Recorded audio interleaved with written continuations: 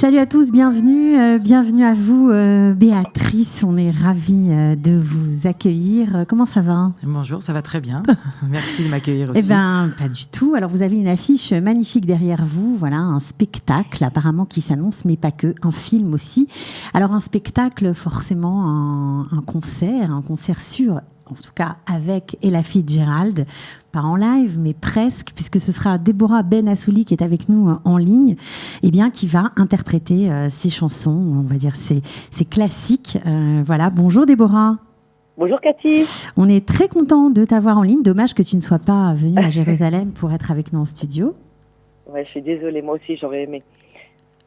Alors, on va dire que tous les francophones d'Israël et même les Israéliens t'ont vu dans un de tes derniers spectacles sur Barbara, où tu étais éblouissante. Pour ceux qui ne te connaissent pas, on ne sait pas que tu es une chanteuse de jazz émérite. Pour ceux qui te connaissent, on le sait déjà. Alors nous, on t'a suivi depuis très très longtemps. On adore ton travail. Merci beaucoup. Mais de rien. Alors, comment tu te prépares ? Parce qu'on sait que Barbara, tu l'as jouée pendant plus de 5 ans. Un personnage qui a dû t'habiter. Comment on passe d'une figure emblématique à une autre figure emblématique, d'un autre style complètement ? Déjà, c'est très très différent au niveau... ça a un peu rien à voir au niveau de la préparation parce que là c'est du jazz, parce que là d'abord je jouais pas le personnage de Barbara, mais c'était son univers, c'était des chansons qu'elle avait écrites, donc il fallait quand même rentrer dans cet univers. Là, hélas, elle n'a pas écrit de chansons, et là elle a chanté en fait tous les grands standards de jazz. Il n'y a pas un standard qu'elle a pas chanté, donc là je sais pas comment dire quoi. C'est travailler comme je fais d'habitude, c'est-à-dire travailler. Il n'y a pas de mise en scène, hein, c'est un récital. C'est travailler, on va dire, un côté plus technique qui est lié à l'improvisation, qui est de reprendre un peu des solos que Ella faisait, des improvisations qui sont où c'est très très riche. Et donc du coup pour moi c'est plus un travail, on va dire, de musicien que d'interprète de texte. Voilà. Alors, comment vous vous êtes connues toutes les deux et comment, Béatrice Nakache, vous avez pensé à appeler Déborah pour travailler et pour faire partie de ce show qui aura lieu à la Cinémathèque, on le rappelle, le 17 juin prochain ? Bah écoutez, j'ai rencontré Déborah avant de la voir sur scène déjà, puisque j'ai débarqué à son cours de chorale un soir et j'ai tout de suite accroché. Je pensais pas que ça me plairait autant. Et ensuite, je l'ai vue sur scène, et pas uniquement sur Barbara, mais je l'ai vue aussi à Tel Aviv, sur d'autres prestations jazz et aussi brésilien, tout ce que j'adore d'ailleurs. Et il se trouve que j'ai tout à fait les mêmes goûts que Déborah en musique, et tout ce qu'elle propose de chanter à la chorale, j'adhère. Et donc, et si je pouvais aller à tous ces concerts, j'irais aussi, parce que c'est un style de musique que j'aime beaucoup. Voilà. Déjà, c'est comme ça. C'est comme ça que vous êtes connus et que vous l'avez proposé. Alors, tu connaissais cette espèce de rendez-vous, on va dire, annuel, concerto, l'école Noah. Ça fait 25 ans que mensuel, mais chaque... Bon, ok. Ouais. Concerto, l'école Noah. Tu connaissais ce rendez-vous ou pas ?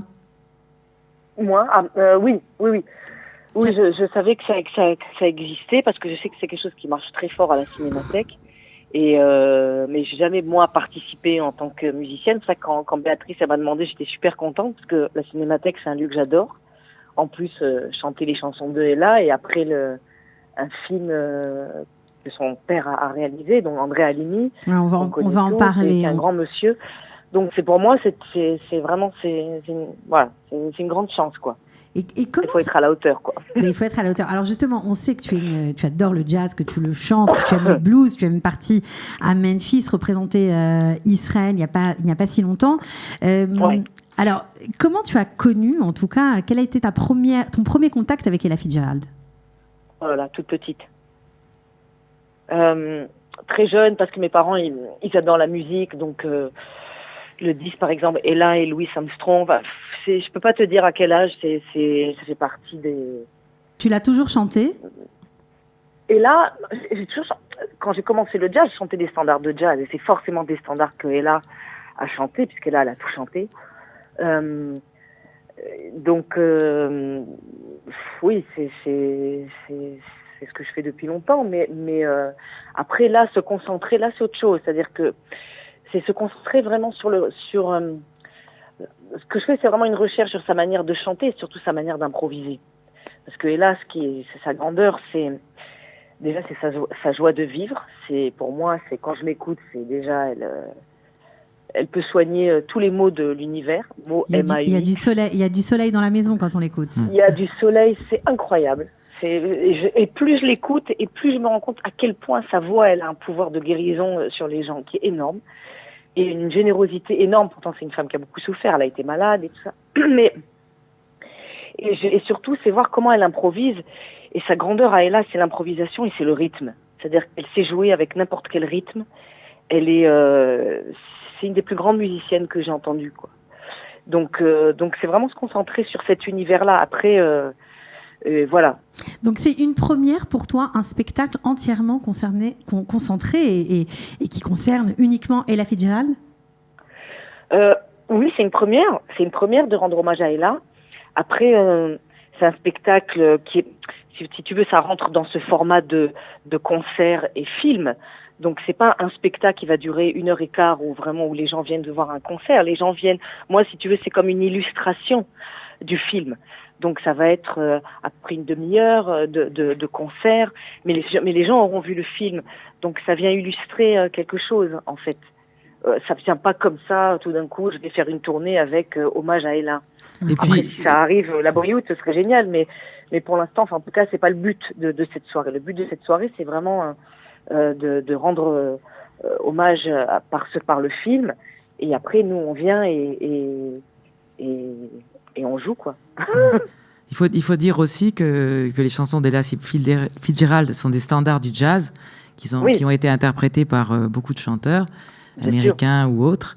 Et donc, forcément, tu as eu déjà souvent l'occasion de les chanter, ces chansons, pas forcément en hommage à Ella Fitzgerald, mais parce que c'est des chansons internationales et le jazz devient de la musique classique. Alors, quelle est la chanson, Déborah, que tu préfères chanter ou que tu as redécouvert avec ce travail tout particulier sur l'improvisation que tu vas proposer à la Cinémathèque?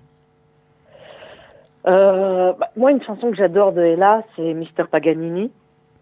Ok. J'adore cette chanson. Parce qu'il y a tout, il y a son talent d'interprète des textes, son talent musical, son talent de tout, quoi. Pour moi, Ella, c'est l'artiste accompli. Après, il y en a des tonnes, parce que maintenant que je me suis replongée dans son univers, en fait, elle a des tonnes de disques et elle a tout chanté. Donc c'est très difficile de prendre une chanson. Je peux pas dire ça, mais on va dire c'est une chanson que j'interprète souvent, c'est Mr. Paganini, parce que j'aime beaucoup. C'est d'ailleurs mon pianiste Yakov Moravin qui m'avait donné l'idée de le faire. Et voilà, quoi. Bon, alors on a hâte, bien sûr, mais on a hâte de t'entendre toi aussi improviser, chanter des solos à ta façon, avec ton grain de voix inimitable. Voilà, donc ce sera le 17 juin 2018. Alors on va se quitter, on va rester avec Béatrice qui va nous raconter, qui va nous parler du film et surtout de ce projet tout à fait nouveau. Donc nous, on te rejoint le 17 juin 2018 à 19h30 à la Cinémathèque de Jérusalem pour une soirée, pour les fans de jazz, on peut dire ça, Béatrice? Absolument. Voilà. Alors, si vous êtes fan de jazz... Fan de Deborah Benassouli. Fan d'Ella Fitzgerald, voilà. Et puis surtout, dans ce lieu mythique qu'est la Cinémathèque de Jérusalem, toujours un plaisir d'y aller et de se détendre là-bas. Voilà. Alors, en tout cas, tout à l'heure à la chorale, Déborah. À tout à l'heure, ouais. Au revoir, merci beaucoup, merci Cathy. À bientôt Déborah, ciao. À bientôt, au revoir. Alors Béatrice, on va écouter un petit bout de musique pour nous mettre dans l'ambiance, voilà, juste pour après tu vas nous raconter évidemment comment ce projet est né, mais c'est vrai que quand on entend ça, déjà on a envie de danser. Ouais, on bouge tout de suite. Moi je peux pas m'empêcher. Donc alors, pourquoi est né ce projet? Parce que alors on a compris la rencontre entre toi et Déborah parce que tu aimes le chant apparemment. Oui. Non, le projet est né surtout du fait que je ne m'attendais pas à ce que, quand j'ai fait mon alia il y a 5 ans, je ne m'attendais pas à apporter toutes ces cassettes à la Cinémathèque. Alors là, tu parles des cassettes de ton père, voilà, c'est ça, des cassettes, des émissions. Ça commence vraiment comme ça, en fait. Et puis, donc... Alors, ton père, on va quand même le citer, pour ceux qui ne le connaissent pas, c'est le réalisateur André Halimi. Voilà, producteur, réalisateur, 500 heures d'émission pour la télévision, sur différents sujets, divertissement en général, les comiques, le théâtre, le cinéma, la chanson, les festivals. Donc j'ai baigné dans ce monde-là puisque j'ai travaillé pendant 20 ans avec lui. Et donc il y a énormément d'émissions qui restent très intéressantes. Et j'ai voulu en faire profiter Israël, Jérusalem déjà. Et donc je les ai apportés ici dans l'espoir d'un jour pouvoir... les faire connaître. Donc j'ai déjà présenté La délation sous l'occupation il y a quelque temps à la Cinémathèque. Et puis là, j'ai envie peut-être, j'espère, démarrer un cycle d'émissions sur la musique, particulièrement sur le jazz, parce que j'ai encore d'autres émissions.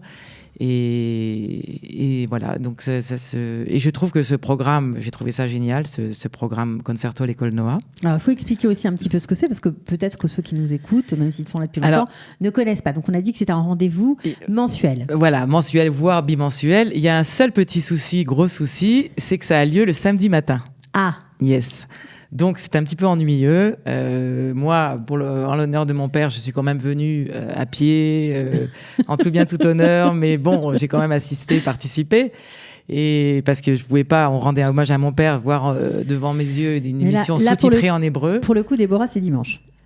Pour le coup, voilà. Je me suis dit, pourquoi les autres... J'ai demandé à Costel Safirman, pourquoi vous ne faites pas ça en semaine? Il a dit, on a essayé, mais ça marche moins bien.